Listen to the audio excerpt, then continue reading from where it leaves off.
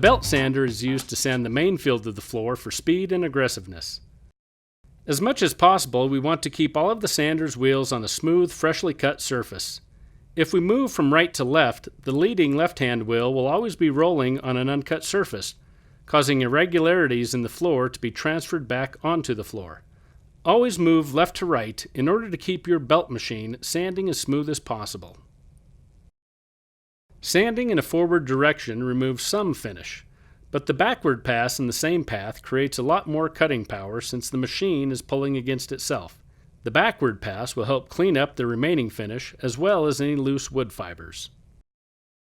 On your first cut, sanding at a slight angle to the grain of the wood, as opposed to cutting straight on, will make your abrasive selection more aggressive. This can be advantageous since straight-on sanding may transfer unevenness at end joints where there is over and underwood. Sanding at a slight angle around 7 to 15 degrees will shave those areas down evenly. Cutting at a 45-degree angle is very aggressive and should only be used on very damaged floors such as those with severe water damage. The cross-grain scratches left from cutting at a 45 will need to be taken out with an additional straight-on cut using the same grit. Occasionally, you may have to cut at a 90-degree angle, such as in hallways or other tight areas where the flooring runs across the space. For these areas, back off on the drum pressure and use a finer grit abrasive belt. The succeeding cuts will need to be done with an edger or a multi-disc buffer. Recall that for the first cut, our goal on a resand is to remove all of the old finish, sealer, and stain, and to remove all of the over-underwood on a new install. We want to select a grit that is aggressive enough to accomplish these goals, but not overly aggressive. Usually a 50 or 60 grit belt is a good place to start, but depending on the wood species and other factors, you may need to adjust your grit selection up or down based on these trial runs. Feathering is an important concept in wood floor craftsmanship. Any machine, tool, or applicator that touches the floor should always be used with a feathering motion. In other words, easy on and easy off the floor. This keeps you from creating start and stop marks on the floor that can show through in the final product. Whenever the machine is running and the drum is in contact with the floor, it must be moving to avoid drum marks. If you do happen to leave a drum mark on the floor, immediately indicate its location with a carpenter's pencil or lumber crayon. Don't try to remember where you left them later on. These sanding marks can be removed now or later in the process. We can leave a subtle trough in the floor that can be visible when finish is applied if we do not stagger our transitions from pass to pass. To avoid this, stagger your start and stop pattern throughout the job at the wall and mid-floor transition areas. For each sanding pass, move forward and backward in the same path, then move over about half the width of the drum and repeat. Overlapping your passes in this way blends the boards and topography of the floor, and creates a flatter, smoother result overall. Sand the full length of the starting wall with the right side of the machine to the wall. This creates a fresh starting path to work on. Turn the machine around and work across the room, sanding 2/3 of the floor working towards the far wall. Then sand the full length of the far wall, turn and sand the remaining third of the field, overlapping the mid-floor transition area.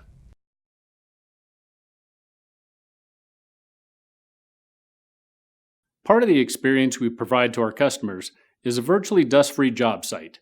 Keeping your DCS vacuums clean and working properly will go a long way in helping you keep this promise, as well as keeping you and your employees happier and healthier during the sanding process. To properly change the DCS bag, first turn off the sanding machine, leaving the DCS unit on. Pull the DCS hose off the sander and plug the opening. Wait several seconds to allow pressure to build up in the hose. Then press the filter cleaning lever on the DCS unit to purge the coarse filter. Repeat this process if necessary, then power off the DCS unit. Unlatch the lid to the Longo bag canister and tilt it back while holding the dust bag inside, gently pulling and allowing the extra bag to release while the lid tilts back. Shake the dust from the upper part of the Longo bag, then squeeze it together at the top of the dust level. Tie it off tightly with 2 cable ties, leaving about 2 inches of space between them.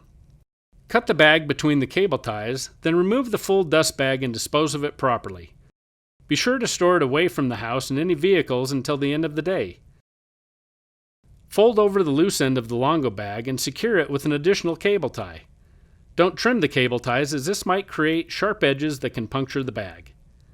Gently pull down the amount of new bag needed and tuck it down into the canister, then close and latch the lid. Turn on the unit to fully secure the new Longo bag into place. Reconnect the hose to the machine and continue sanding.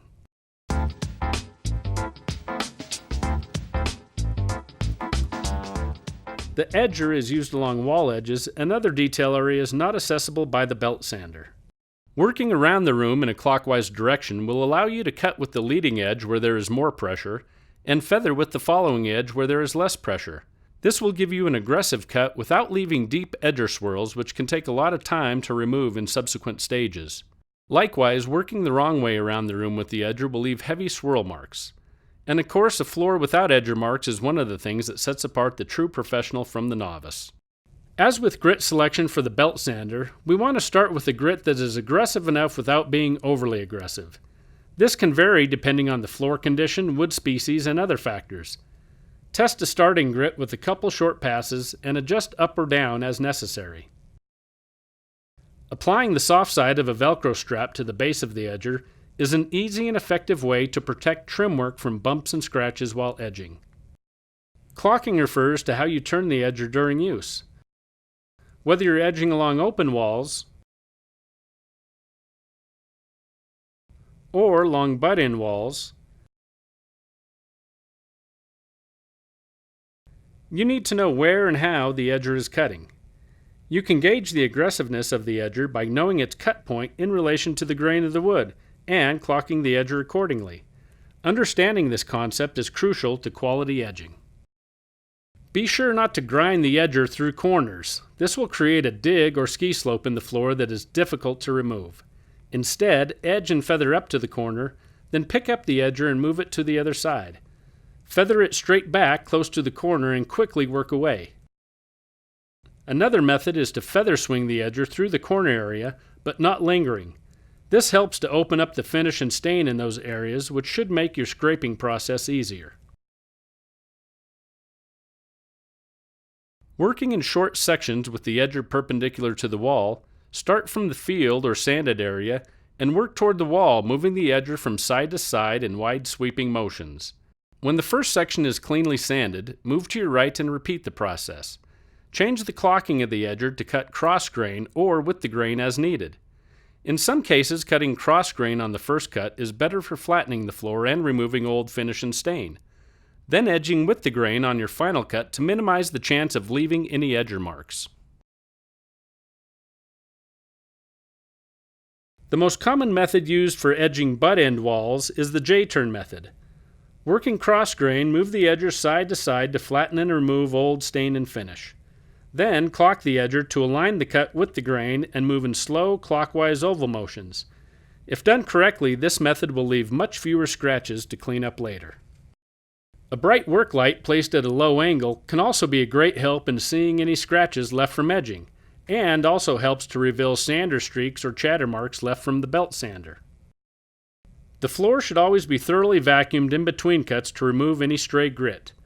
A 14-inch horsehair brush is ideal for this task, as it cleans out seams, end joints, and soft grain areas much better than felt tools, which tend to simply push piles of debris around. When vacuuming, work in a path similar to the belt sander. Move back and forth in the same path, then overlap about 25% on each pass, always working towards the wall.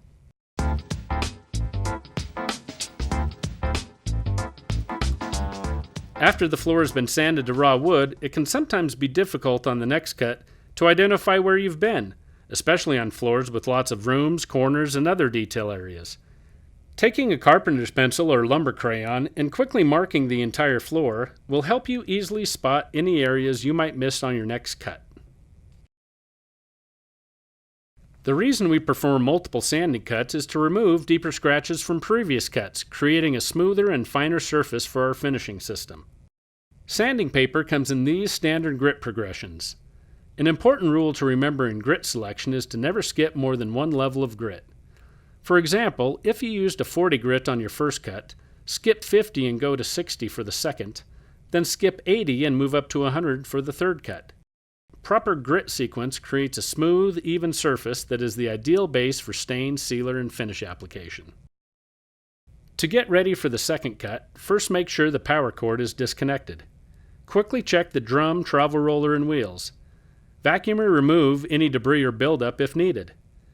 As you move to finer abrasive grits, you will need to back off on the drum pressure and walk slightly faster when sanding. This will eliminate walking chatter and give you a smoother surface.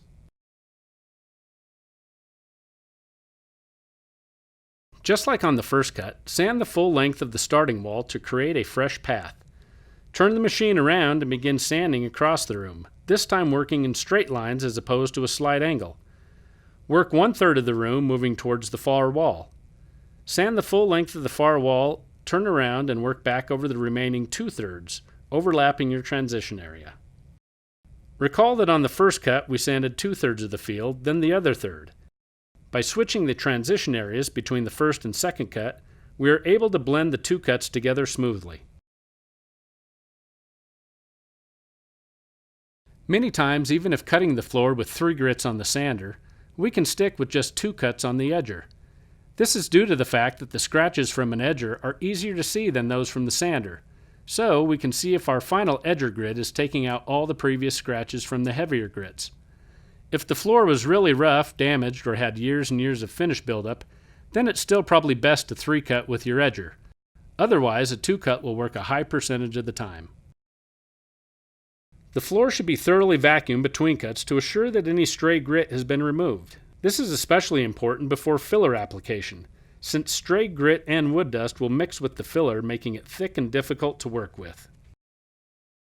A professional wood floor craftsman knows when to fill and when not to fill open seams and cracks in the floor. Since wood typically expands in the spring and summer, seasonal gaps that occur during the drier winter heating season should be left alone to leave room for the wood to move back when humidity levels increase in the warmer months. Filling seasonal cracks in the winter can lead to that same filler being pushed back out in the spring and summer as the flooring expands, leaving raised ribbons of filler along the affected board seams. Another potential issue when filling seasonal cracks is called edge crush. Because the filler tends to dry harder than the wood, as the flooring expands against it, the wood grain on the edges of the board seam may be permanently compressed. This causes an even bigger crack the following winter when the wood contracts and the filler crumbles into the enlarged seam. Different colors of filler may be needed to match the wood species. Occasionally, several different colors may be needed for the same species, such as hickory. To fill large knot holes or very dark defects, extra color may be added to the filler or tinted epoxy may be used. Wood floor filler is used to fill slight cracks and gaps in the floor, and also to fill and close off grain in open pore species. Larger cracks should be repaired using the splinter technique. First, stir the filler to ensure all components are mixed well. Use a putty knife to apply small amounts of filler only where it's needed, usually on end joints, knot holes, and other minor defects. You may want to add some water to the filler to make it easier to spread.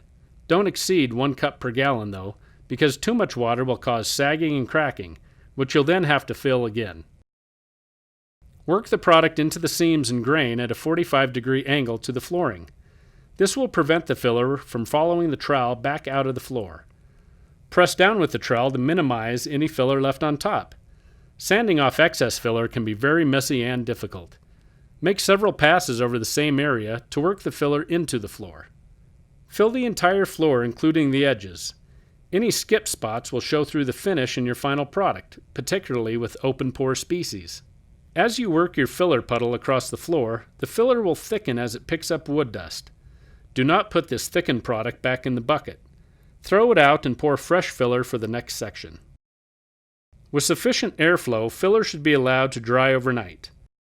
Although the surface might feel dry after a few hours, the filler in deeper cracks and seams can still be wet. Sanding over wet filler will often pull it out of the floor, leaving you to fill it again.